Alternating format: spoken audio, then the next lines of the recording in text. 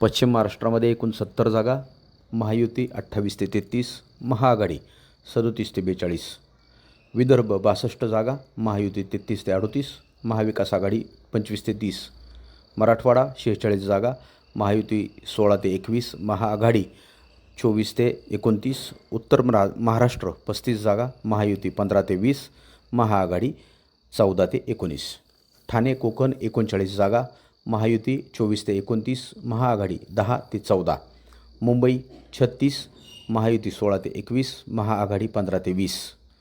एकंदरीत संपूर्ण संभाव्य यादी पाहता भारतीय जनता पार्टी क्रमांक 1वर राहील, 2 क्रमांक काँग्रेस, 3 क्रमांक शरदरावजी पवार राष्ट्रवादी, 4 क्रमांक शिवसेना एकनाथ शिंदेजी, 5 नंबर शिवसेना उद्धव ठाकरे गट, 5 नंबर अजितदादा राष्ट्रवादी, 3 मनसेच्या सीट येण्याची संभाव्यता या ठिकाणी दिसून येते, 2 समाजवादी पार्टी, 1 जनसुराज्य पार्टी, 1 रवी राणा, 1 प्रहार पक्ष आणि 19 ते 23 अपक्षांची शक्यता एकंदरीत या ठिकाणी दिसून येत आहे, ±2 किंवा 3. जय श्रीराम, धन्यवाद.